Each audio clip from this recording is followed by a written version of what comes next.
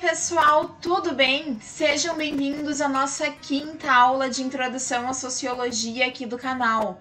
Lembrando então, gente, que serão 12 aulas e elas equivalem a um curso de extensão, tá certo? Olha só, na aula de hoje nós falaremos sobre a Revolução Francesa. Na aula de hoje a gente vai introduzir esse assunto e a gente vai falar um pouquinho do início desse processo revolucionário. Aí depois, na próxima aula, a gente ainda vai falar sobre a Revolução Francesa, abrindo mais ali a questão do início da modernidade, para que lá na sétima aula a gente possa falar do Auguste Comte, o nosso primeiro grande precursor da sociologia. Gente, lembrando então que essa e todas as nossas outras aulas estarão na playlist Introdução à Sociologia. Então, se tu quer ficar de olho nas próximas ou se tu ainda não viu as anteriores, chega aqui na playlist do canal para conferir. E lembrando, gente, essa e todas as demais aulas desse curso fazem parte do meu estágio obrigatório da Uninter, onde eu faço a minha graduação em licenciatura em Sociologia. O meu nome, então, é Tuane Graciele Knopf Kunz e o meu RU é o 2478514 e eu sou do polo aqui de Novo Hamburgo, no Rio Grande do Sul. Gente, só para nossa aula ficar mais organizadinha, então, acompanhem comigo aqui os tópicos que a gente vai abordar hoje. Olha só, o tópico 1, a influência do iluminismo na Revolução Francesa. O 2, quais são os antecedentes da Revolução Francesa? 3, formação da Assembleia Nacional Constituinte. 4, o processo revolucionário e a queda da Bastilha. E também, gente, o 5, a formação dos dois partidos, jacobinos e girondinos. A gente vai começar então, fica pronto e agasalhado porque o inverno tá chegando e tá todo mundo com frio aqui. Pega o teu lápis, pega o teu papel, vai pausando o vídeo se tu precisar ou acelerando caso achar melhor também e vamos lá. Galerinha, primeiramente eu quero falar com vocês sobre o que foi a Revolução Francesa, para que a gente entenda o motivo da gente estudar essa temática e o porquê dela ser tão importante na sociedade. E aí, gente, a partir dela, a gente conseguir enxergar então a necessidade da sociologia também. Olha só, a Revolução Francesa foi um grande movimento, ela foi um processo revolucionário e ela aconteceu ali na França, mais ali em Paris no início, entre 1789 e 1799. Essa revolução, então, marcou o fim do absolutismo na França. Lembrando, galera, lá no absolutismo, a monarquia, o rei, ele tinha poder sobre o país, sobre os impostos, sobre esses mandos e desmandos. E lembrando também que a monarquia, gente, ela era sustentada pelos altos impostos cobrados ao terceiro estado francês, que a gente vai entender direitinho daqui a pouquinho nessa aula. Agora, a gente tem que ter em mente, então, que através da Revolução Francesa, o absolutismo chegou no seu fim, junto ainda com o que restava ali de feudalismo. E por isso essa revolução, gente, ela tem um caráter burguês. O que isso quer dizer?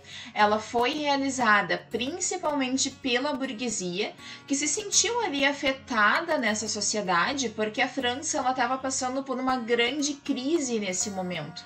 Aí a Revolução Francesa, pessoal, teve uma gigante influência do iluminismo, que a gente viu ali na nossa aula 4, que foi a nossa aula passada. E, gente, vocês lembram que no iluminismo as pessoas começaram, então, a priorizar a razão, a divulgação do conhecimento ao maior número de pessoas e a transformação da natureza através do uso da razão humana? E vocês lembram também que vários pensadores iluministas foram responsáveis por teorizar sobre uma renovação nas formas de gerir um Estado? A gente tem ali, galera, o exemplo dos déspotas esclarecidos, que mesmo se mantendo no absolutismo, ainda tentaram melhorar, modernizar um pouquinho a forma de comandar deles.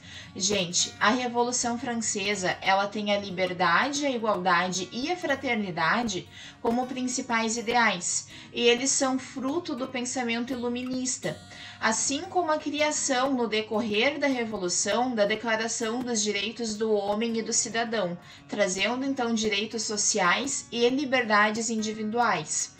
E tudo isso, gente, ainda através da representatividade popular, trazendo a nossa democracia, é o início da nossa democracia atual.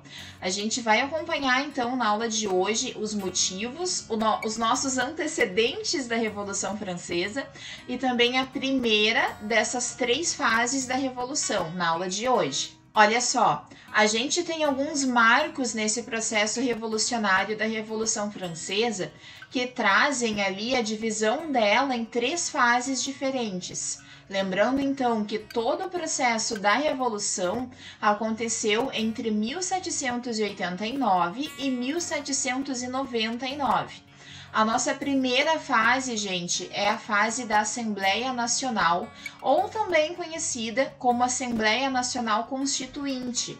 Ela vai de 1789 até 1792. A segunda fase é a fase da Convenção Nacional. Ela vai de 1792 até 1795. E a terceira e última fase é a fase do Diretório. Ela vai de 1795 até 1799. Nessa aula, gente, eu quero focar com vocês os porquês, ou seja, os motivos para a Revolução Francesa acontecer. E aí a gente vai ver também a primeira fase dela, que é então a fase da Assembleia Nacional, que vai de 1789 até 1792. E na próxima aula, lá na semana que vem, a gente vai ver a fase da Convenção Nacional e também a fase do Diretório. É a segunda e a terceira fases.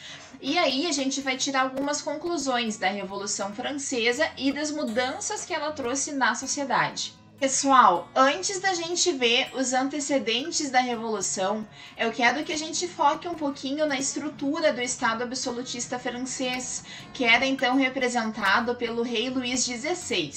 Ele representava, gente, o Estado e os poderes legislativo, executivo e judiciário, que estavam então centrados na figura dele, porque ainda não existia um Estado democrático como nos dias de hoje, por exemplo. E então, pessoal, dentro da estrutura do Estado absolutista, a gente encontra 3 estados ou 3 estamentos, que era como a sociedade francesa estava dividida. O primeiro estado, então, gente, era representado pelo clero, que estava, então, dividido em alto clero e baixo clero, e todos eles não pagavam impostos, tá? Já o segundo estado era representado pela nobreza, que se dividia em nobreza da corte, nobreza de toga, que exercia funções ali jurídicas, e a nobreza provincial, que era conhecida como nobreza de espada. E o terceiro estado, gente, era formado pela burguesia, onde estavam ali os comerciantes, os banqueiros, os empresários e também os camponeses e trabalhadores das cidades. Ah, gente, e o terceiro estado, ele era 80% da população francesa. Lembrando, pessoal, que a nobreza ela tinha muitos privilégios e com isenção da grande maioria dos impostos também e o direito de receber tributos feudais. E, gente, os nobres, eles não podiam exercer um ofício comum na sociedade. E geralmente eles dependiam, então, ali da renda das propriedades que eles tinham. Ou então de casamentos milionários, de pensões e também, claro, dos tributos. Gente, o terceiro estado, que era formado pelos burgueses e pelos camponeses, não era um grupo unido. Na realidade, era bem o contrário disso. Porque a burguesia, na realidade, ela queria fazer parte das classes dominantes. E aí, por isso, ela tentava se infiltrar nas posições da nobreza. E aí, através do comércio, eles até conseguiam um certo poder econômico, mas ainda faltava o poder político que a burguesia queria. Gente, lembrando então dos ideais iluministas que foram ali propulsores para a Revolução Francesa, a gente também precisa ter em mente que o modo de pensar racional e principalmente com toda a liberdade política que o iluminismo trazia, acabou de certa forma ali trazendo a necessidade da mudança nessa ordem social e política da maior parte da Europa. A grande maioria das pessoas já não concordava mais com esse regime absolutista. E é claro que os reis absolutistas, eles não sairiam ali dos tronos de forma voluntária, eles não abririam mão do poder e dos privilégios que eles tinham. Alguns desses monarcas, gente, eles começaram a adquirir alguns aspectos ali do modo de pensar iluminista. Eles trouxeram então o esclarecimento ali na gestão deles, um pouquinho, mas isso não significava que eles queriam terminar com o absolutismo, porque eles eram os reis absolutistas. E, gente, muitos desses reis, eles até usaram essa desculpa de estarem modernizando o Estado para conseguir multiplicar os impostos que eles cobravam. Ah, tô modernizando, preciso de mais dinheiro, vou te cobrar mais imposto. A gente precisa lembrar, então, que nessa época a base econômica da Europa era a agricultura. E nas regiões onde a gente pode dizer que a agricultura era mais bem desenvolvida, a gente também tem uma população maior. Aí a gente nota então que no século XVIII houve um grande aumento do comércio, dos meios de transporte e também das comunicações, fazendo ali com que as mercadorias fossem transportadas pelo mundo de uma forma mais rápida e mais segura. Com todo esse desenvolvimento, pessoal, a burguesia foi sim conseguindo ampliar o poder que ela tinha, e aí a gente nota o início de um conflito entre os poderes das novas forças econômicas e também políticas agora, principalmente motivada ali pelos ideais dos enciclopedistas, lá da enciclopédia realizada no Iluminismo que a gente estudou, e os velhos poderes, gente, digamos assim, lá da nobreza e do clero. E galera, dessa forma a gente nota então uma agitação social entre a nobreza, que queria manter os privilégios dela, e a burguesia, que tentava cada vez mais conseguir o espaço dela na sociedade, explorando também, gente, os camponeses, que estavam ali num estado já miserável de vida com tanto imposto para pagar. E, gente, é importante que a gente lembre que, além dessa desigualdade social, a França, ela também estava atrasada ali no avanço do capitalismo em relação à Inglaterra, principalmente ali justamente por causa do absolutismo com o aumento dos tributos e das regras para o comércio. Além disso, a França também se envolveu na Revolução Americana, aquela da independência dos Estados Unidos, gerando mais gastos desnecessários para a França. E se não bastasse isso, nessa época na França, os nobres começaram a se ocupar em cargos governamentais, que antes era ocupado pela classe média francesa. E isso, gente, gerou um grande aumento nos impostos cobrados dos camponeses também. E vejam só a situação dos camponeses. Eles geralmente não tinham terras que fossem deles.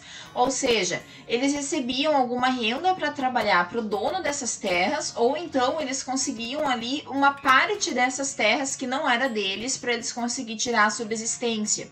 E, gente, com o aumento dos impostos, eles não tinham como fazer mais renda. Eles não tinham, digamos que, mais salário. E, gente, o salário, o que eles tinham de renda era o mesmo sempre. E aí a renda ficou cada vez mais comprometida com os impostos cobrados pela nobreza, afetando até mesmo a subsistência desses camponeses. E pessoal, em 1788, as colheitas na França também foram ruins. Isso foi um grande problema, porque piorou tanto a vida no campo quanto nas cidades. E a partir desse caos que estava acontecendo, o pessoal estava começando até a passar fome. Começaram também rebeliões, violência e banditismo na França. E, gente, com isso tudo acontecendo, é claro que ia sobrar para alguém, né? Então acabou sobrando pro rei, para ele tomar alguma atitude, porque ele estava sendo responsabilizado e culpado por não solucionar o problema econômico francês. E aí, pessoal, a gente vai entrar na primeira fase da Revolução Francesa, porque o rei Luís XVI, ele já não tinha muito como melhorar a situação sozinho. Então ele se viu obrigado a convocar os Estados Gerais, que era uma assembleia, gente, ainda feudal. Ela era uma assembleia do reino, porém feudal, e não tinha sido convocada desde 1614. Só que o rei Luís XVI, ele não contava que convocando a assembleia, isso seria só o início de problemas ainda maiores para ele. Olha só, pessoal, agora vocês vão ver por que eu falei tanto lá da divisão da sociedade francesa, lá desses 3 estados. Olha só, o rei Luís XVI, ele se viu então obrigado a convocar os Estados Gerais, que era essa assembleia que não era convocada desde 1614. Essa sessão da assembleia aconteceu então no Palácio de Versalhes, no dia 5 de maio de 1789. O objetivo dessa sessão, pessoal, era discutir os problemas que estavam afetando ali a sociedade francesa e buscar um rumo, buscar um caminho para sair dessa crise. Só que aí começa o problema, porque tinha uma lei na França que determinava que as decisões das assembleias dos Estados Gerais deveriam ser votadas. E essa lei também estabelecia que cada estado teria direito a um voto. Dessa forma, pessoal, o clero teria direito a um voto, a nobreza um voto e todo o resto da população, que era então o terceiro estado, também tinha direito a um voto. Só que, gente, olha só como que isso funcionaria na prática. Assim que eles fossem votar em como os impostos seriam pagos, a nobreza e o clero seriam 2 votos e o terceiro estado, todo o restante da população, seriam um outro voto. Assim, gente, o primeiro e o segundo estado manteriam de qualquer forma os privilégios deles, a isenção ali dos impostos, a manutenção dos cargos eclesiásticos e políticos sem nenhum problema. E com isso, pessoal, é claro que o terceiro estado se revoltou. Olha só, o terceiro estado exigiu então que os votos fossem nominais, ou seja, que cada estamento deveria ter um número representativo de deputados. Só que, gente, olha só que confusão. Nessa forma de votação proposta pelo terceiro estado, a vitória seria garantida para eles, porque eles tinham um número maior de representantes. Sendo assim, pessoal, percebendo a gravidade desse momento e também notando a força dos membros ali do terceiro estado, o rei Luís XVI barrou a entrada dos deputados na Assembleia. Ele tentou ser esperto. Só que, galera, os deputados do terceiro estado, eles ficaram muito mesmo revoltados com essa situação. E eles decidiram invadir um salão do palácio, que era usado ali pela nobreza para o jogo de pela, que era mais ou menos como um jogo de tênis, para vocês terem uma noção ali de como é que era esse espaço. Aí, gente, o que aconteceu ali ficou então conhecido como juramento do jogo de pela, porque então os deputados, eles juraram ficar reunidos e se reunir aonde fosse preciso, até que a França adotasse a sua própria Constituição. E, pessoal, a partir dali, o terceiro estado se autodenominou Assembleia Nacional, afirmando então essa unidade deles e essa soberania nacional que eles estavam buscando. Gente, nessa imagem a gente tem a assinatura dos deputados do terceiro estado com o juramento deles. E dessa forma, pessoal, o rei, ele tentou acalmar a situação. Então ele acabou aceitando se tornar um monarca constitucional. Ele até propôs então ali que os privilégios fiscais, ou seja, os privilégios que o primeiro e o segundo estado tinham ali no não pagamento dos impostos fosse retirado. Mas ele queria, gente, manter a ordem social feudal para conseguir, claro, impostos cada vez mais altos das terras e da agricultura. E aí, gente, acontece que o terceiro estado foi firme e ele não concordou com a ideia do rei. Então o clero e a nobreza, eles foram obrigados a se reunir junto com a Assembleia Nacional, que era do Terceiro Estado. E, gente, esse fato fez com que em 9 de julho de 1789, a Assembleia, que era só a Assembleia Nacional, se tornasse então a Assembleia Nacional Constituinte. Pessoal, olha só, agora a gente chega em uma outra parte bem importante dessa primeira fase da Revolução Francesa. A população francesa, ela notou o poder do Terceiro Estado e ela decidiu apoiar então os deputados do Terceiro Estado. Dessa forma, ali se sentindo representada e fortalecida, a população ela começou em toda a França uma série de revoltas, de revoluções camponesas, de ataques a comboios de cereais, de ataques às alfândegas também. As pessoas elas realmente começaram a movimentar as cidades com uma série de revoltas. E uma dessas revoltas, galera, um desses processos revolucionários, melhor dizendo, aconteceu em 14 de julho de 1789, onde a população se reuniu na Bastilha de Paris, que era uma prisão que representava o poder do rei e onde alguns dos inimigos políticos do Estado, inclusive, ficavam presos. E onde ali os revolucionários esperavam encontrar armas, galera, incluindo pólvora também. E, gente, essa data até hoje é lembrada como um princípio de libertação na França. Ela marca, então, o início da Revolução Francesa e o início da queda do absolutismo. A população, ela conseguiu invadir e tomar a Bastilha, e 3 semanas depois desse movimento, dessa organização, a França estava com a organização estatal dela em pedaços.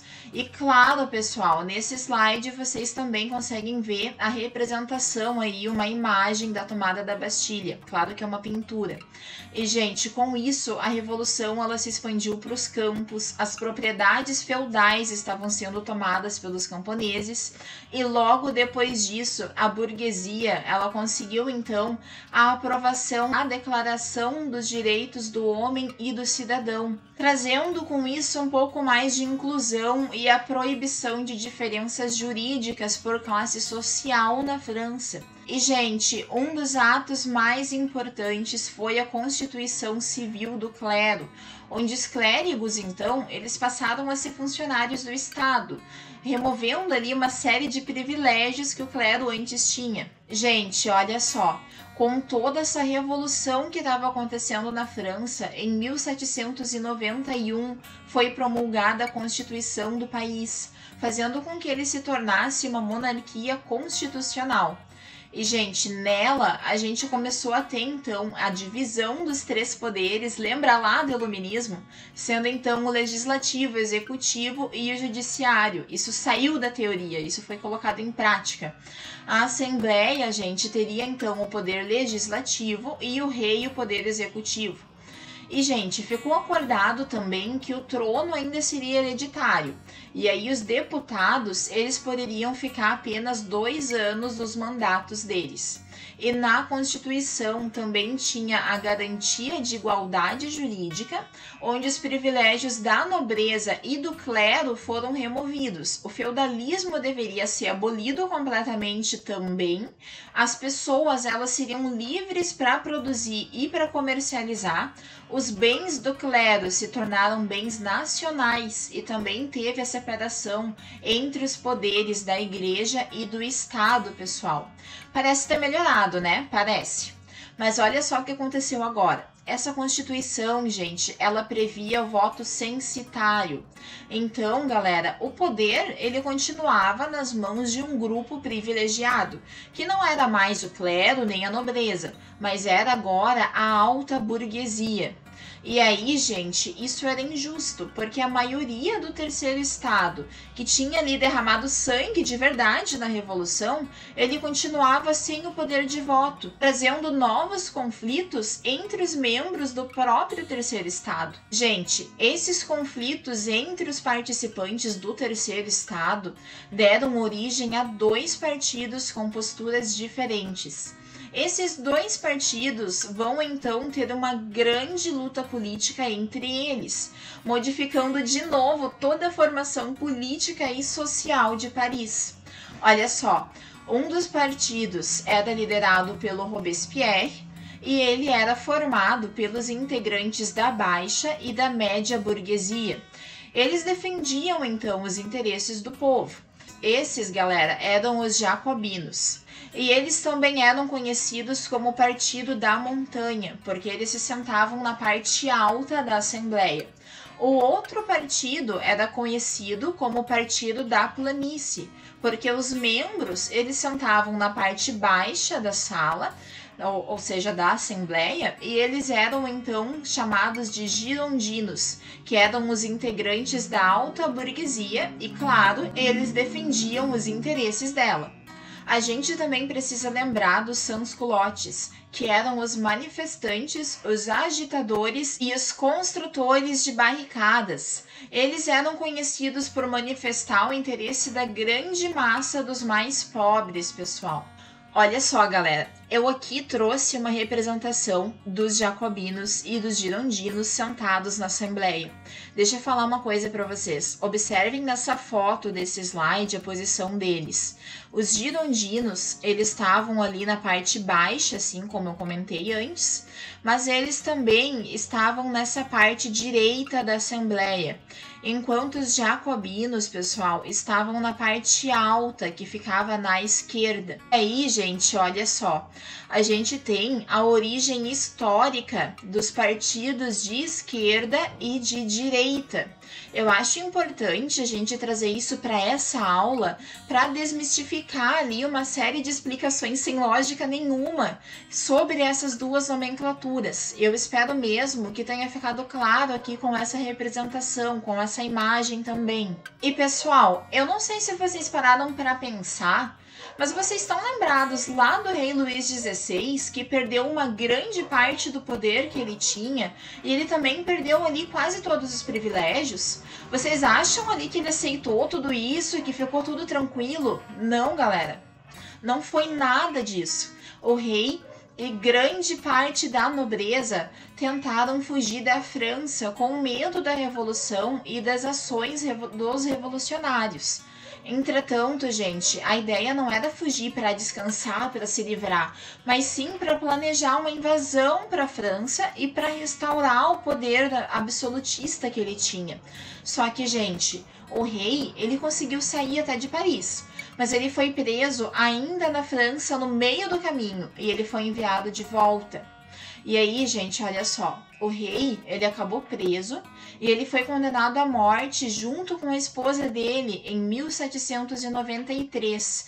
E é bom lembrar, gente, a esposa dele era Maria Antonieta, ela é muito famosa na história também. E agora, galera, vejam só, a França, ela não tinha mais um rei. E os jacobinos, nesse momento, se aproveitaram ali desses últimos acontecimentos para reforçar o poder deles diante dos girondinos. E para isso, eles criaram então um exército popular comandado pelo Robespierre, que era o líder do partido também, dizendo que a França revolucionária ela estava em perigo e que ela precisava ser protegida. E aí, pessoal, nós já estamos entrando na segunda fase, olha só que rápido, na segunda fase da Revolução Francesa, que começa então com a criação da Convenção Nacional para substituir a Assembleia Nacional Constituinte.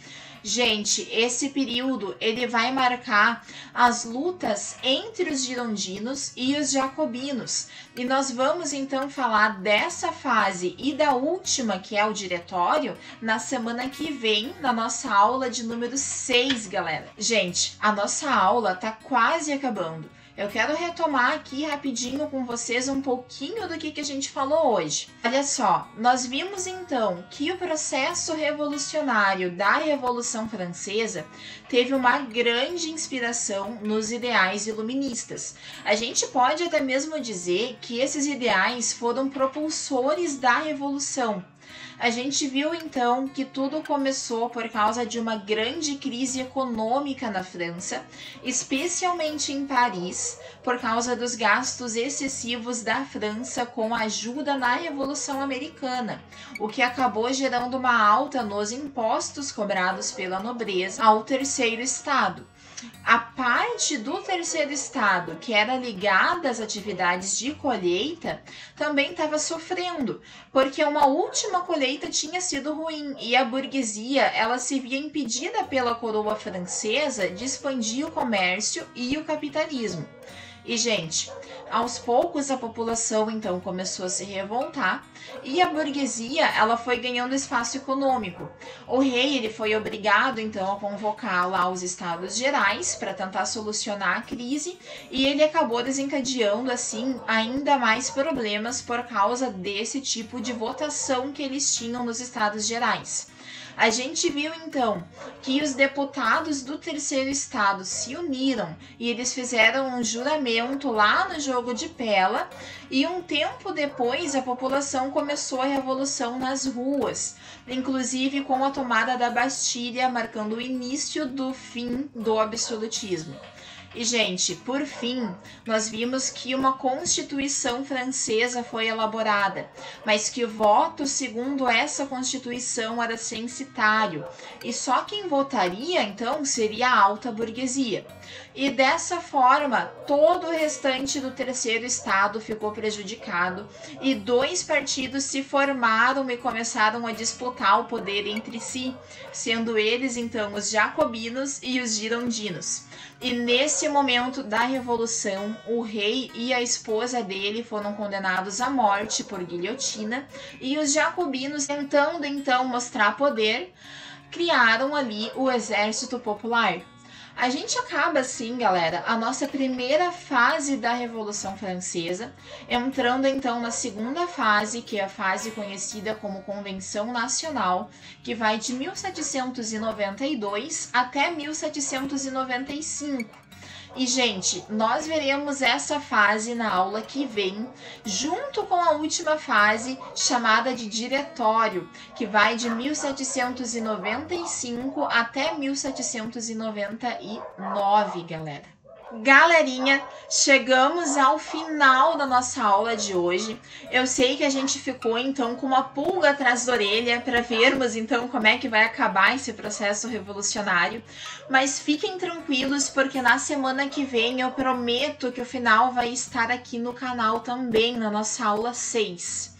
Olha só, eu espero que a aula de hoje tenha sido legal, que tenha ficado claro, apesar ali dos vários acontecimentos que marcam especialmente essa fase da Revolução Francesa. E, gente, eu quero lembrar também que a aula de hoje ela vai entrar na nossa playlist chamada Introdução à Sociologia, aqui do canal. Então, se tu ainda não viu as outras aulas e tu quer acompanhar essa próxima, fica ali, te inscreve nessa playlist, fica de olho. E é isso, gente. Eu quero agradecer a todos que assistiram até aqui. Obrigadão mesmo. Por hoje é isso, galera, e até mais.